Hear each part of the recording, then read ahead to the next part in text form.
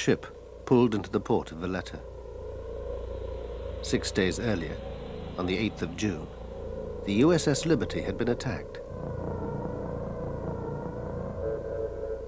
A torpedo had blown a huge hole in the ship's side, leaving her lower decks flooded.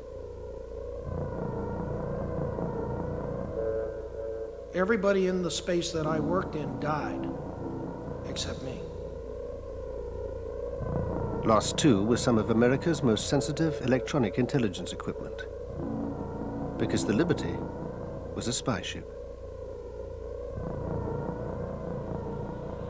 The Liberty should not have been there. It was no enemy that tried to sink the Liberty. It was America's ally, Israel, then fighting its Arab neighbors in the Six-Day War.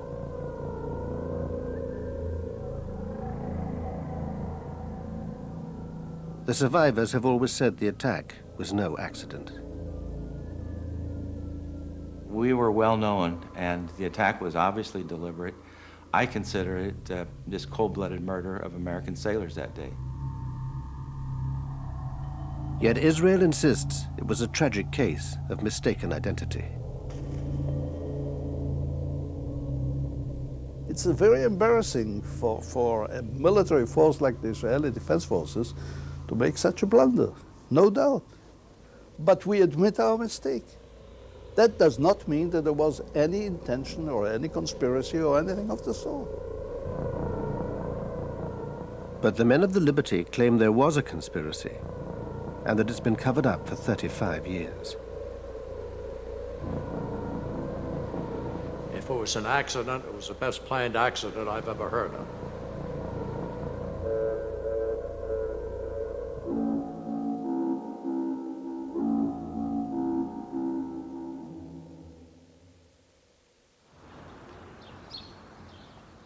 For 35 years, the Liberty veterans have been campaigning for justice and a full inquiry into the attack on their ship. We need you because it's what keeps us going. We can't do the things we want to do without your help. We have never learned why it happened that day, why the ravage of war came in our way. We lost our husbands, sons, and friends, and there is no hope our hearts will mend. Oh, the liberty. For many young men in mid-60s America, joining the Navy was a good alternative to Army service.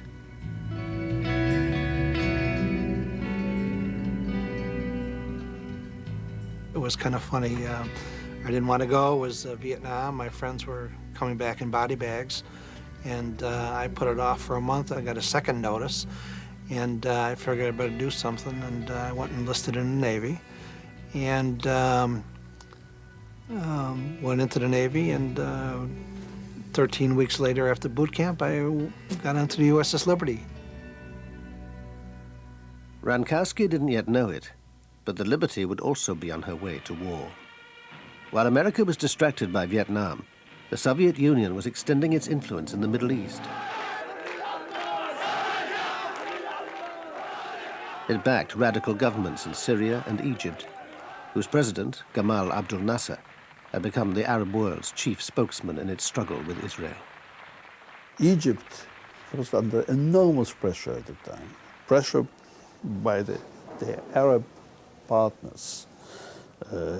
I remember the Jordanians calling President Nasser and telling him, "You are only bragging, you are not doing anything, you are letting down your Syrian allies," and things like that. And they saw it as a necessity to do something to help.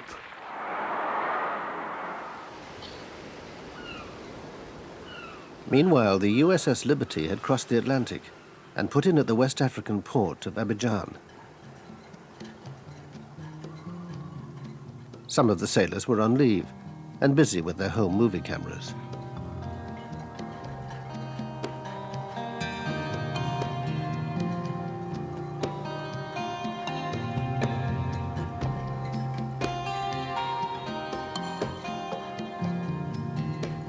The Liberty was an unarmed ship designed to listen in on electronic communications and pass intelligence on to the highest levels of the US government. There was no other ship like her.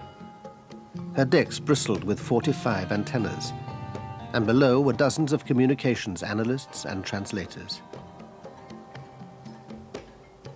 If it was broadcast on a radio wave, we could receive it at any frequency, low frequency, high frequency, medium frequency, very low frequency. If it was out there, we could receive it. If we were listening and we heard a signal and when we looked at it, we couldn't understand it, it was encrypted as well, we'd send it back to NSA and let them hit it with their computers. NSA, the National Security Agency, is America's top secret organization for handling electronic intelligence. From its headquarters outside Washington, it controlled the Liberty as she cruised slowly along the west coast of Africa. In May '67, NASA moved thousands of Egyptian troops into the previously demilitarized Sinai Peninsula. Israel and Egypt now confronted each other head-on, though the saber rattling didn't mean war was inevitable.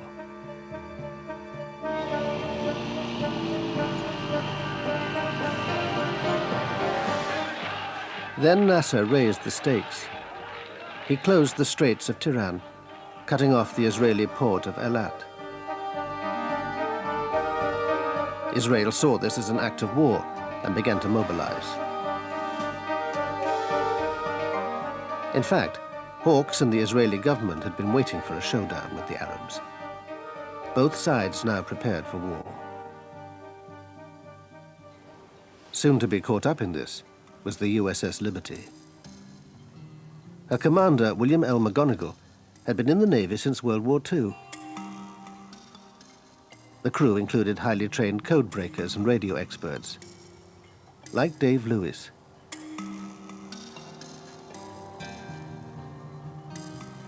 I was the research officer on the research ship. The commanding officer drove the ship. The executive officer was his assistant, and I was in charge of the 195 security group personnel. We were sent around the world, wherever there might be a hot spot, to see if we could determine what was going on and if the United States desired any intervention of any sort. In a sudden change of mission, the ship was ordered to head for the Middle East.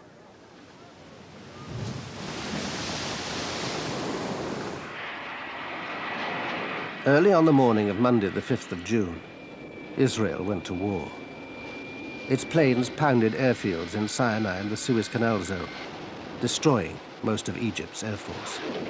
These are the original shots taken by the gun cameras during the attacks on the Arab airfields.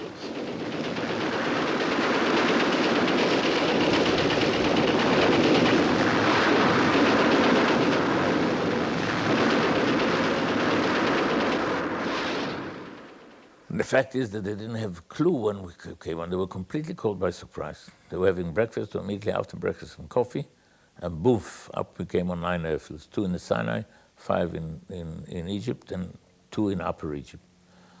And then we had the second round, and the third round, and the fourth round.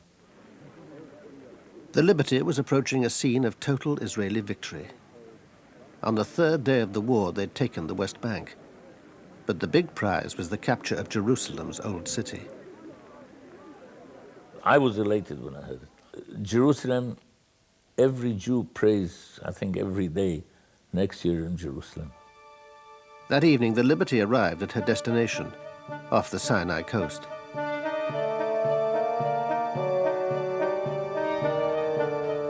Thursday, the 8th of June, dawned fine and clear. But the war was still raging, and Israeli planes flew out from the Sinai Peninsula to check on the Liberty. Reveille was at 6. You got up, you showered and everything, and you go for a chow. But before that, we had heard that, like at 5 in the morning, or around that time, that the planes were buzzing us. The Israeli aircraft seemed to be identifying the ship as belonging to their ally, America. There were about 9 different occasions that airplanes came out, probably 12 times that were circled, 12 separate orbits of the ship during the morning. Lloyd Painter relieved Ennis as officer of the deck. He too was reassured by the presence of the Israeli planes. I remember vividly looking out through the portholes, looking down on the 01 level, and seeing all the officers sunbathing. And at the same time, we were being overflown, and I remember feeling very good and very warm inside that we were safe. They knew who we were. We were not a stranger out there that day. Confident that the Israelis knew who they were, the Liberty men relaxed. A new flag was flying, visibility was perfect, and they'd received no orders to leave the area. That sense of security was about to be brutally shattered. At 2 o'clock in the afternoon, the officers on the bridge spotted 3 Delta-wing Mirage jets. I saw them come at us. In fact, I was looking through the porthole when the jets came down and leveled off on us at attack attitude. To my surprise, there were red flashes under the wings, and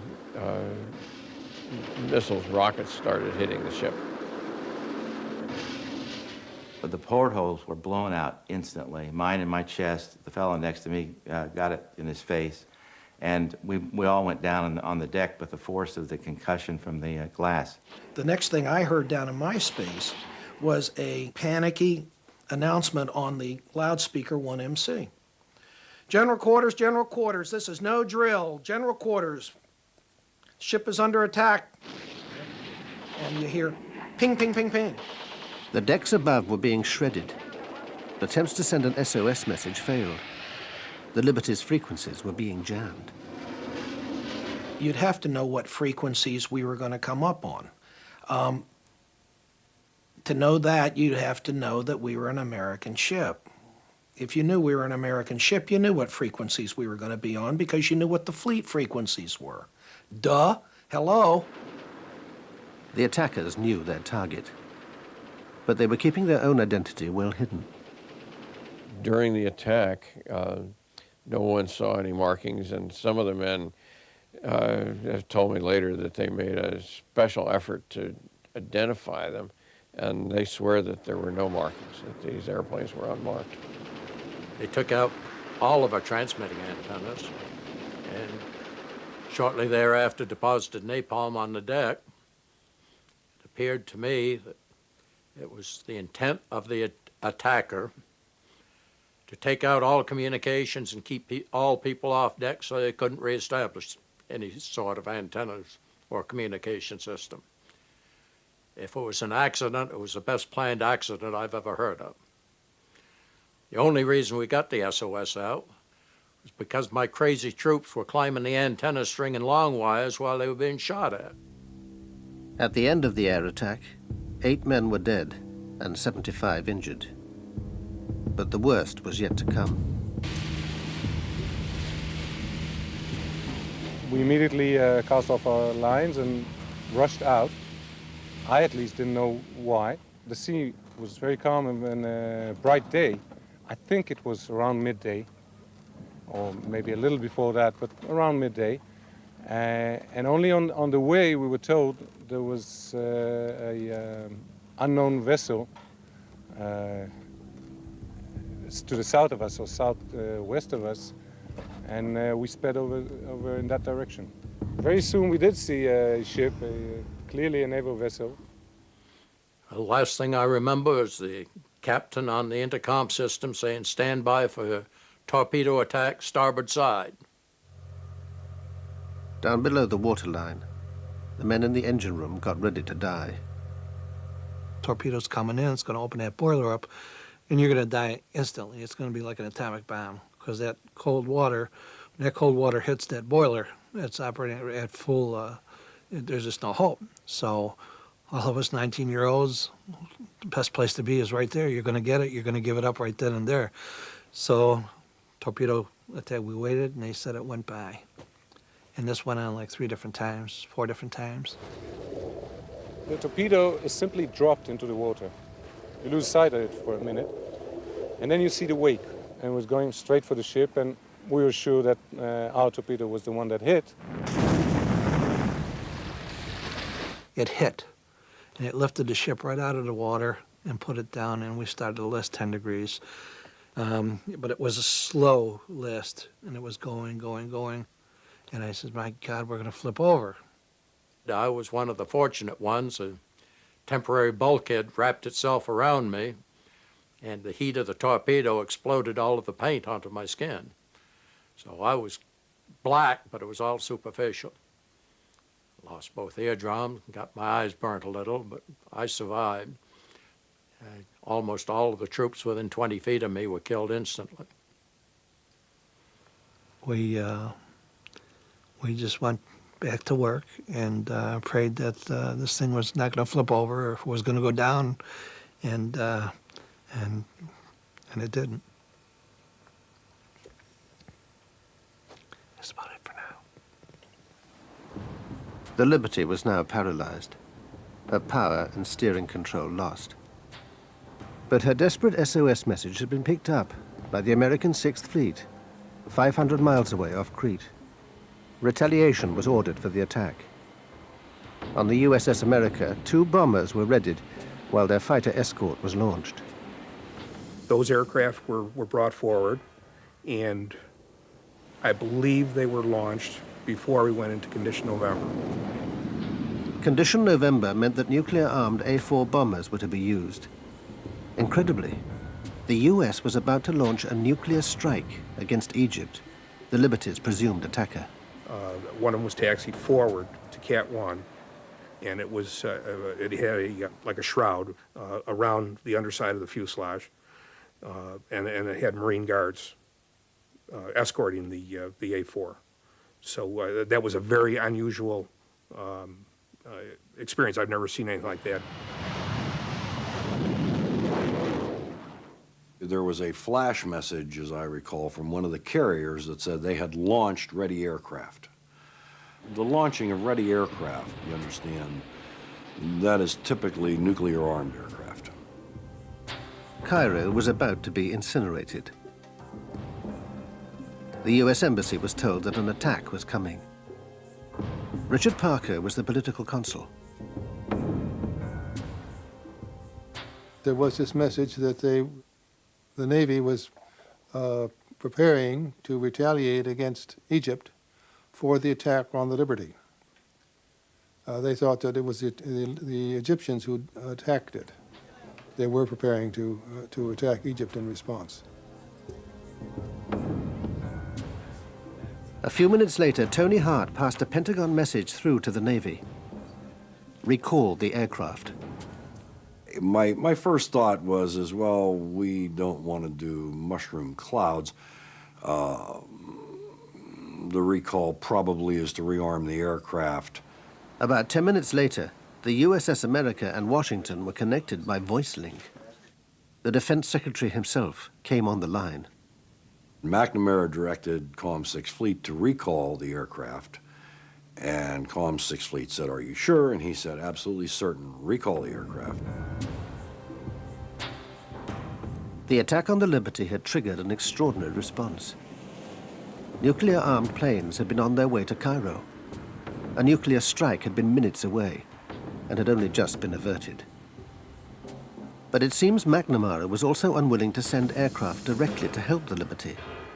The fleet commander asked for permission to send a rescue flight of conventionally armed aircraft. The admiral was talking to McNamara and asking for permission to relaunch the ready aircraft, relaunch any aircraft. And McNamara said no, that no aircraft were to be launched. McNamara is the boss, you know. He doesn't have to explain why he says what he says.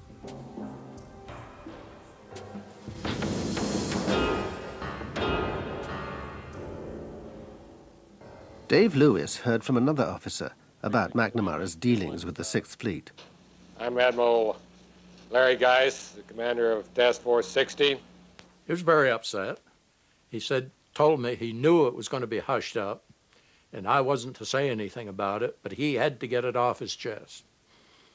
that he had sent aircraft and notified Washington, obviously via the Criticom network, because it got to Bob McNamara and Lyndon Johnson, and he had the aircraft recalled by Robert McNamara. So he said he reconfigured a flight of aircraft with aircraft incapable of carrying nuclear weaponry and relaunched it. He again notified Washington. Again, Robert McNamara ordered the aircraft recalled. He challenged the order, and Lyndon Johnson came on. Said he didn't give a damn if the ship sunk. He would not embarrass his allies. Robert McNamara has never fully discussed his role in the Liberty controversy. You recalled planes sent to rescue the Liberty. I'm absolutely certain that's false. You didn't send a signal to the Sixth Fleet? Absolutely not. I don't know what the hell happened, and I haven't taken time to find out. But there are all of these claims that we sent planes, the planes were going out and we turned them around, and that we intentionally allowed the Israelis to sink the Liberty. I know nothing about it. While the Sixth Fleet was launching and recalling its aircraft, the Liberty was still under attack by the Israeli torpedo boats. You could see these machine gun bullets going through and ricocheting off all the metal that was down there. And actually, some were going into the boiler. They're trying to explode the boiler, and they knew what they were doing. We basically were dead in the water. The word came down, prepare to abandon ship. That meant prepare only, go up and get ready, get near the life rafts. Well, I went up first, popped the hatch, looked out for the life rafts. They were either gone or burning. And at the same moment, I looked to the stern of the ship and I saw one of the torpedo boats methodically machine gunning one of our life rafts that had floated back. We cut the life rafts loose because they were burning or had been damaged. And they floated back behind us, and he was machine gunning the life raft. And I knew that had there been anyone in there, they certainly wouldn't be alive. It happened so fast, it didn't seem real. None of the attacks seemed real to me. I was bewildered. I couldn't understand why they would do it to us. I just didn't understand a thing at that point. These guys didn't die for anything, they just died. They were slaughtered for nothing.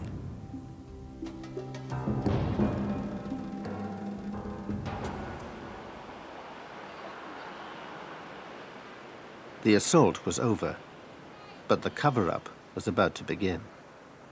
At 4 o'clock, the American naval attaché in Tel Aviv heard from the Defense Ministry that a ship had been attacked, in error. The American embassy immediately reported back to the State Department in Washington. I was the first one that got the word, and my immediate reaction was it could not have been an accident. Shortly before 10 in the morning, Washington time, the news was passed on to President Johnson.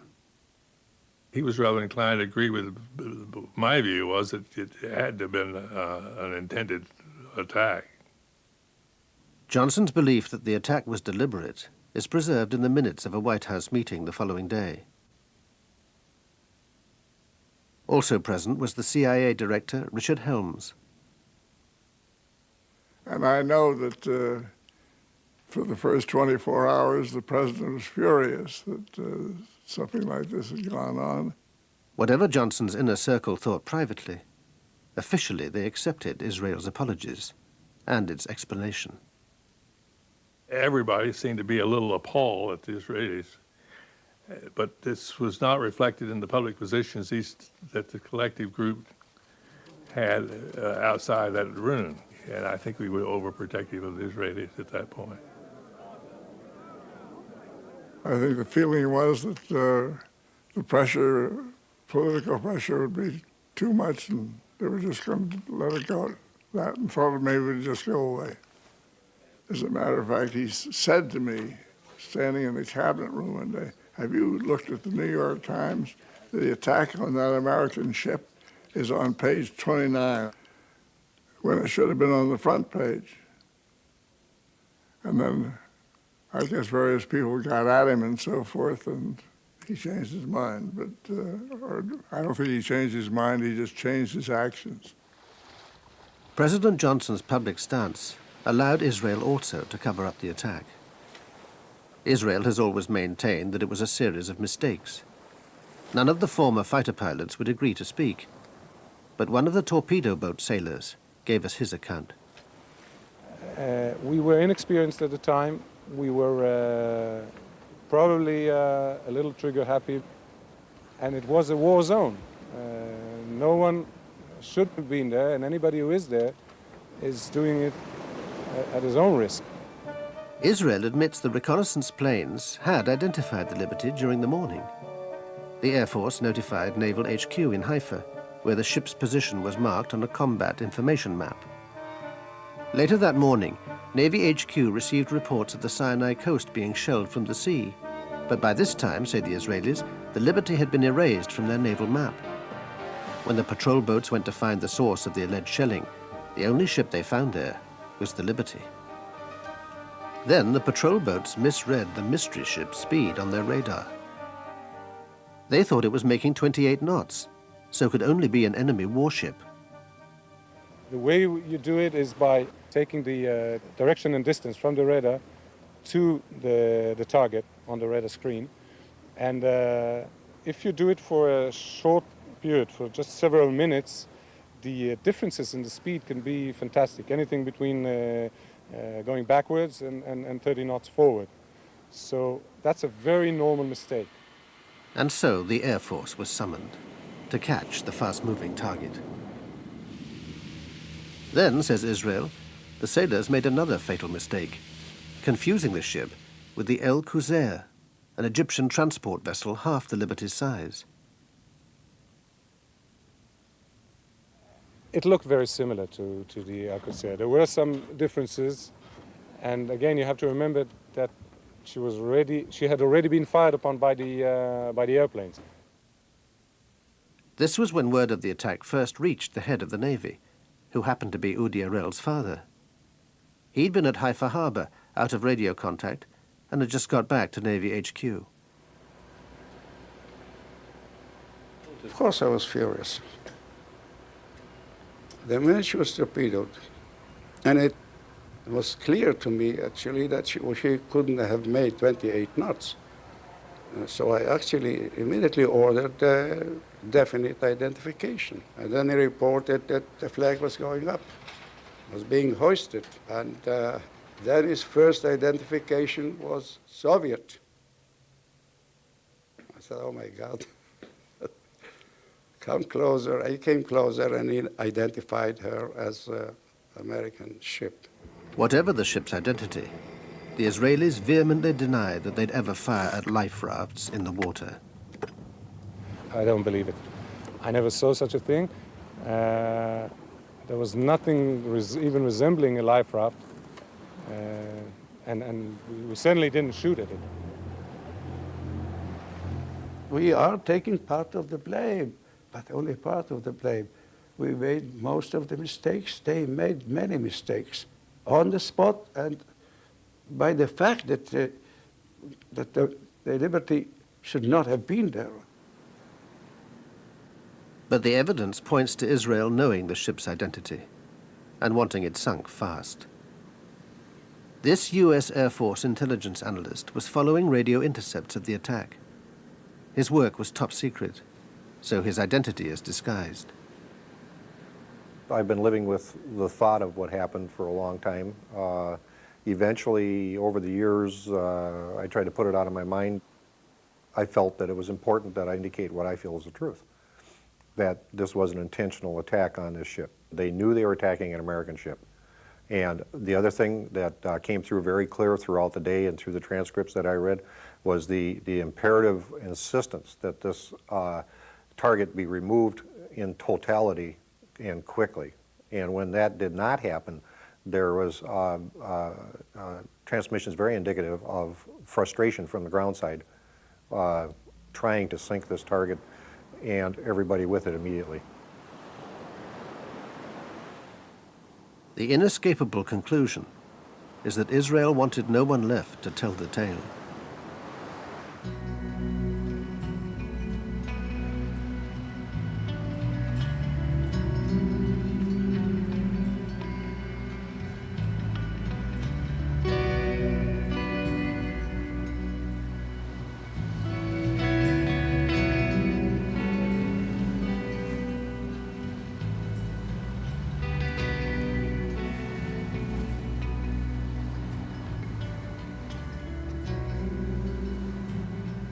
That night was a very long night.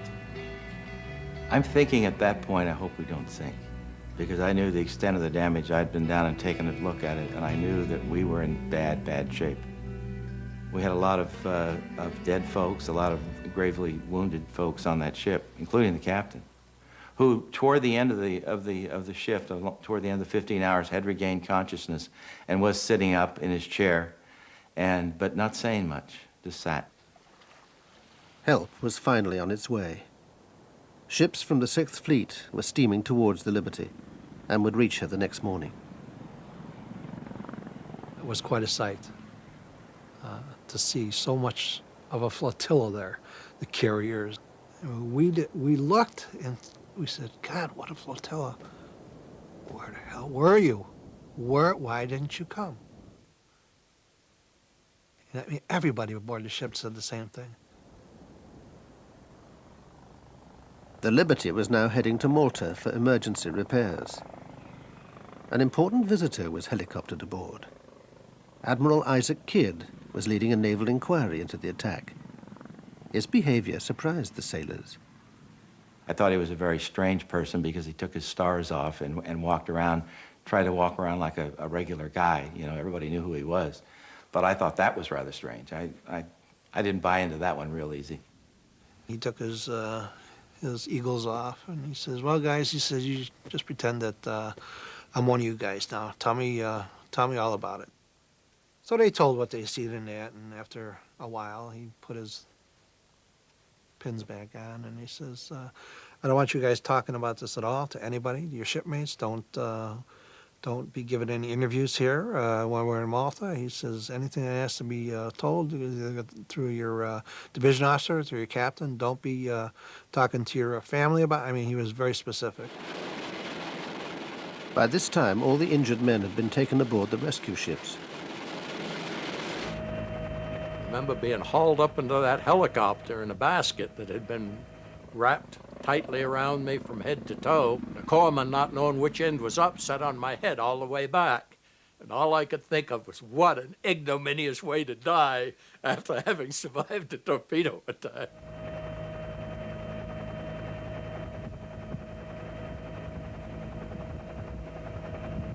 They took the wounded and the dead off and took them to the USS America, where we were then taken into their hospital area.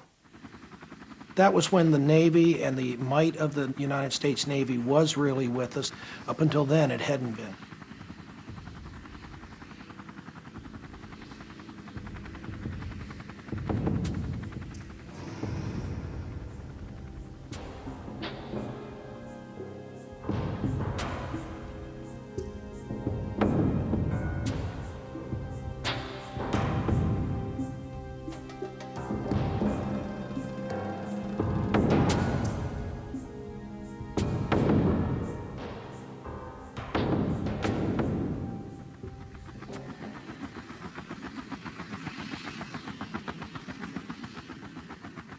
An unarmed American ship had been attacked by Israeli planes and boats. 34 sailors were dead, and the U.S. had done nothing to help. For the first time in 35 years, we can explain why. The theories cast light on the tangled web of American-Israeli relations. Some people suspect the ship might have been overhearing information on Israeli operations in the Sinai. I think they intended to attack the ship. Exactly why they wanted to, I'm not sure. They may have felt we were, with the Liberty, we were listening into some conversations and other things that were going on that they didn't want us to know about. And they had been engaged in some pretty outlandish stuff in the course of the war. And I didn't think they wanted us to know all the detail of that. Many years later, news of a shocking and little-known incident came to light in Israel and the U.S. At the very moment we were off El Arish, they were in the process of executing up to 1,000 Egyptian prisoners of war, just 12 miles away from our ship. They had a real reason to fear that we might have intercepted that and reported it, reporting a major international war crime. That was worth, I believe, in their estimation, getting rid of us.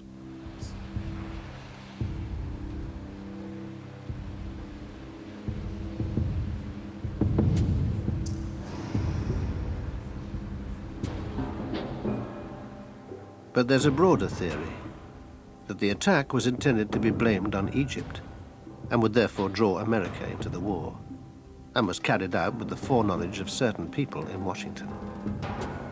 The Liberty's captain had always suspected this was the case.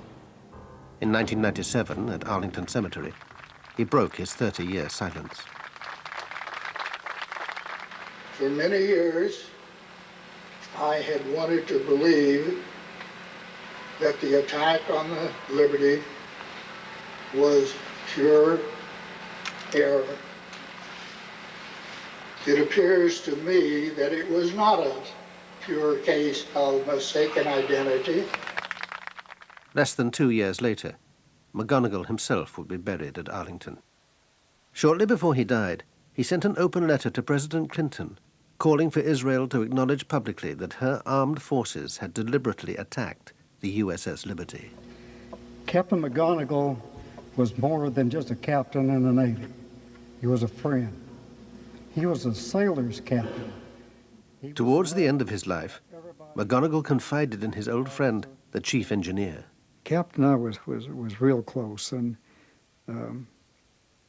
every time I'd see him while he was in the hospital, he would cry, and he called me a few years, 2 or 3 years before he died. He was going to be in Washington for me to come up there, and I sat in the room with him. We chatted a while, and then he got started telling me that those SOBs really did us in, George. And I said, what are you talking about? McGonigal went on to say that if the Liberty had been sunk with all hands, the blame would naturally fall on Egypt and her Soviet backer. We were guinea pigs to be sunk, and then we could say Egypt and Russia did it. That way the United States could have stepped right in and helped Israel. We've found evidence that this was part of a larger plan hatched by Israeli and American intelligence to invade Egypt and overthrow Nasser, a plan codenamed Cyanide.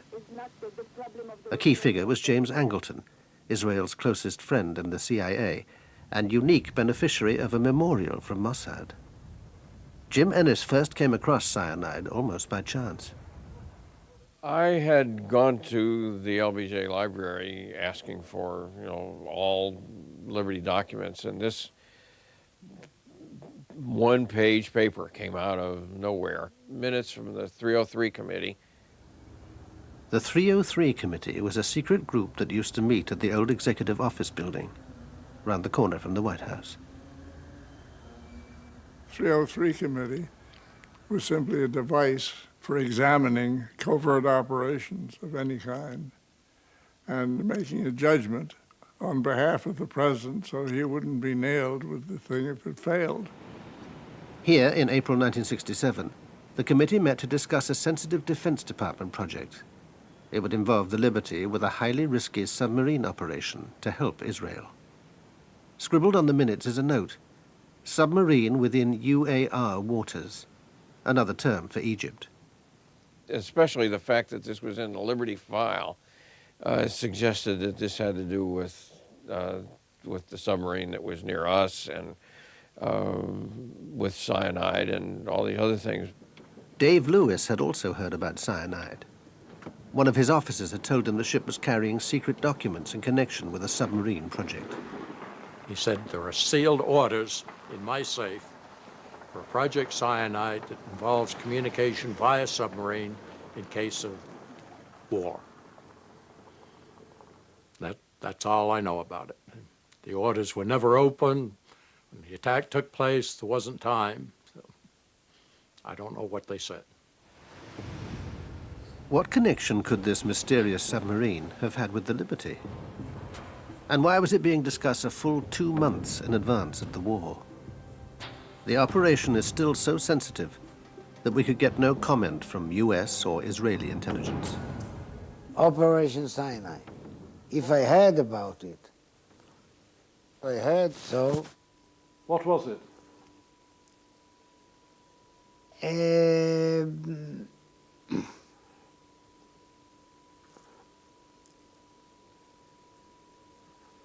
I suggest we stop the interview here. What do you say? Why you want it?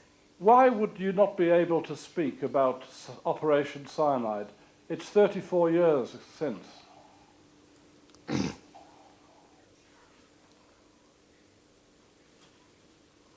Signature and loyalty to my country. Is it very sensitive? I'm built so, and I know exactly what I'm able to tell you, and I know exactly where I stop. And here I stop. We were strategic and tactical reconnaissance photo processing specialists. We flew probably 8 missions that day, all bomb damage assessment, all airports in disarray, lines of aircraft destroyed in place. From what we saw in that film, it was unchallengeable destruction of the enemy. This covert operation was also part of Cyanide. Before the war, the team had secretly been sent to an Israeli air base in the Negev desert. The men wore unmarked uniforms and had no ID, while 4 American reconnaissance planes were disguised as Israeli. There was a hurry-up paint job done to the aircraft to identify them as Israeli aircraft, so that they would be in conformance with normal Israeli markings. No, not one single word of it is true. I don't know what, is the man, I don't know, fantasy, it's a fantasy, he's dreaming, he's making it up. Nothing. They can deny it now, fine. Take a look at the reconnaissance information that the Israelis have that was published publicly in Time magazine, Life magazine, I think Look magazine. That was our work. The Israelis had no reconnaissance aircraft, and you can't get the detail off of gun cameras that was in those films. If it's true that America was secretly in the war against Egypt, this had to be kept quiet at all costs. Well, the implication would be very serious. I mean, first of all, it means that LBJ and his people around him had been lying to us through their teeth. And that might be a minor matter for most people, but it'd be important to us. But more important, it would mean an American participation in the attack on Egypt, a very serious thing for us to have done. And it would have, finished our relations with the Arab world for a long time to come. As it was, 6 Arab states broke relations with us.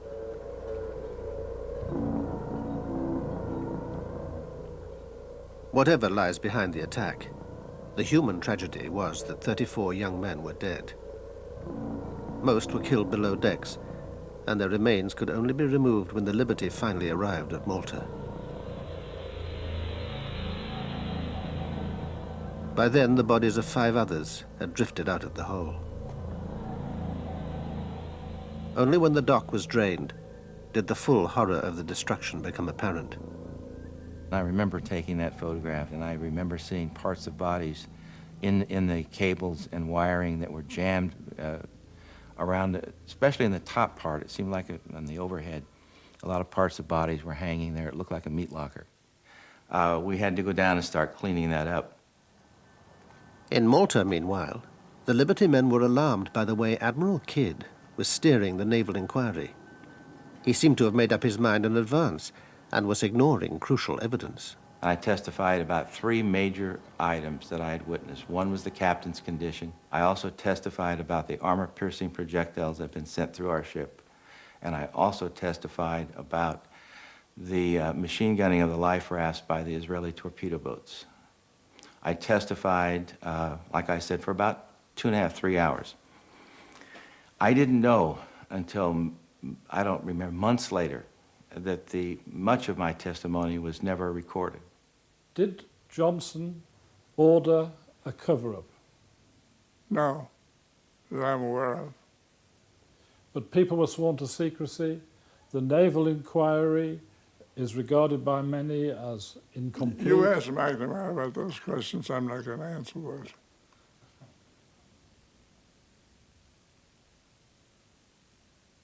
I am not saying anything about the Liberty, period.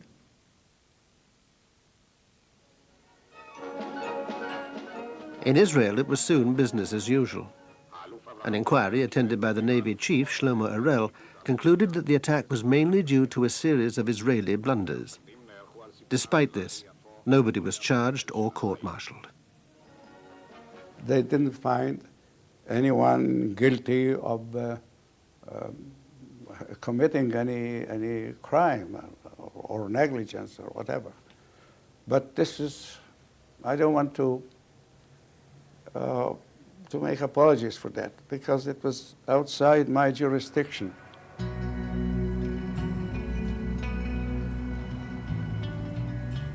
After a month in Malta, the Liberty was patched up and ready to begin her journey home.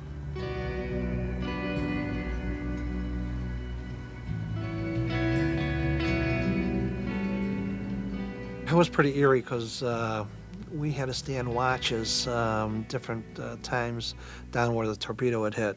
We had to check for leaks, and you could smell the fuel oil, and it was so eerie. You know, your shipmates were just down there, and you'd swear that they were talking to you.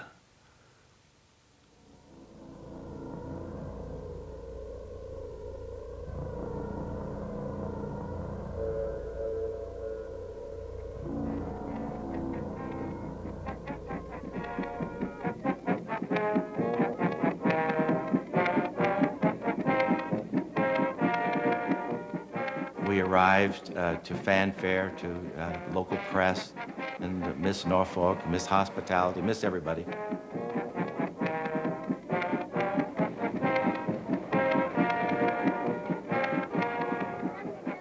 Anyway, they got us in and got us tied up, and all inside was nothing but just shell of a ship. Nothing was left. One of the things that bothered me for years was coming home.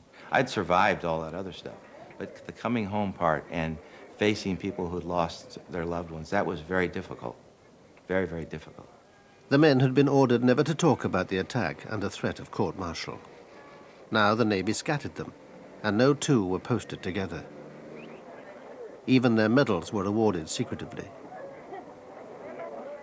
I remember receiving my Purple Heart in the captain's office in Bremerhaven, Germany, and with the warning, don't ever tell anyone where you got it. Don't ever. I knew at that time that things had gone terribly wrong with what had happened to us. I knew something was up, and so I basically made a decision to get out of the Navy, and I finished off my obligation, resigned my commission, and left the Navy. Captain McGonigal was given America's highest award, but with little ceremony. That's the only Congressional Medal of Honor that I'm familiar with that was not presented by the President of the United States.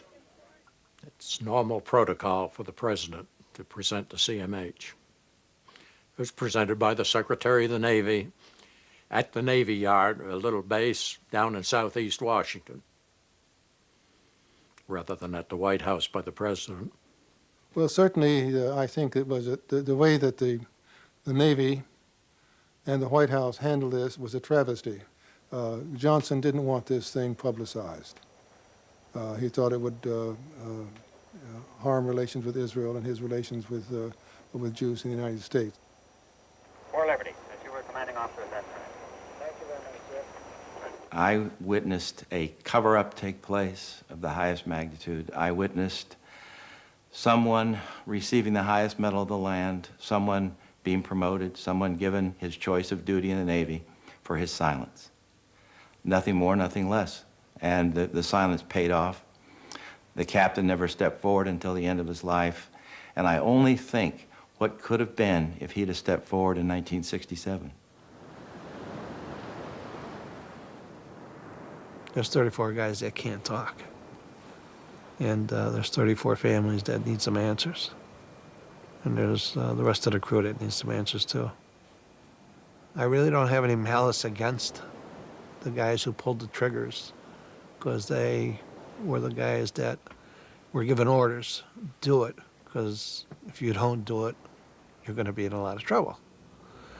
I would like to meet those guys and see what they've had to say to me. People who gave the orders, they got away with murder.